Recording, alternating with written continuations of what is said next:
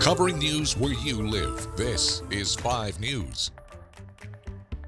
Well, hey, thanks for joining us here for the latest news and weather where you live. I'm Joe Ellison. It is back to school week, and today is move-in day at the University of Arkansas Fort Smith.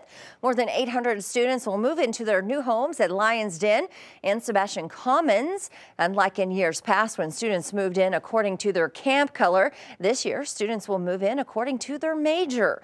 Faculty will be on hand to provide assistance to those students.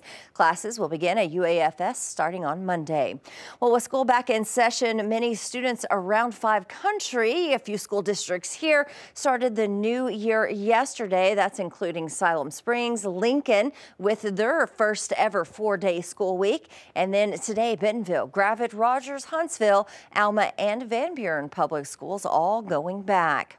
All right, before we get to more news, let's get a check of the back to school work week weather with meteorologist Zach Scott. Hey, Zach.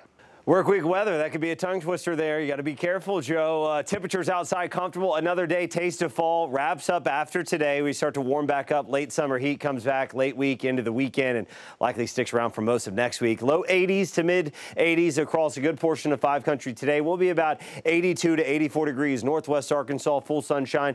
Yesterday was upper 70s, low 80s. So we're ticking it up a couple degrees across the region.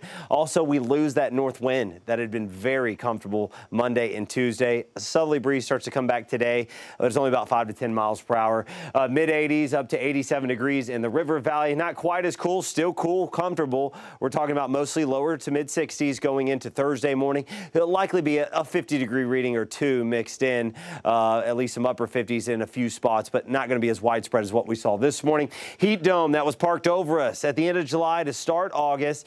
That has shifted back out towards the west. We went into an active pattern. That heat dome is coming back, Joe. That means we're getting hotter, and that means we're also going to be dry as we go through the weekend and through most of next week. All right, thanks for that, Zach. Well, last night's city council meeting in Fayetteville was packed as people shared their opinion on a proposed monthly water and sewer rate increase. Now, the amendment would increase monthly utility bills for customers outside and inside of city limits, specifically West Fork and Elkins, since they both purchase water wholesale and send their sewage to be treated in Fayetteville. City officials say these changes are necessary for the city to continue to provide safe and reliable water to its citizens.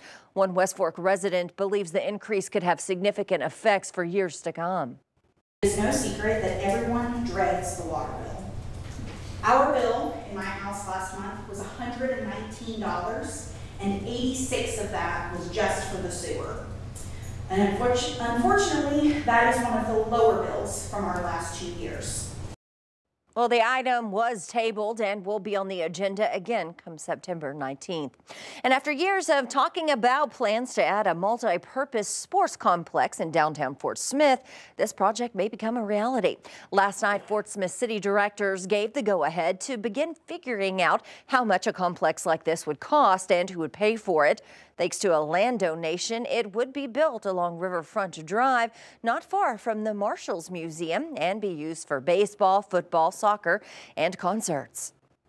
We see this as being, yes, there will be a baseball tenant as well as other tenants, but we want this to be for the community, having year-round operation, things from concerts to festivals to baseball to soccer to tournaments, and the fact that we get to do this on the riverfront is really pretty spectacular. The city and a consulting firm will spend the next several weeks trying to figure out how much the complex would cost. Now, early estimates on this range between $10 and $15 million. Those findings will then be brought back to the board to determine if the project will continue. Well, thank you for joining us here today for the latest news where you live. I'm Joe Ellison. Make sure to catch up with us again tomorrow right here for more.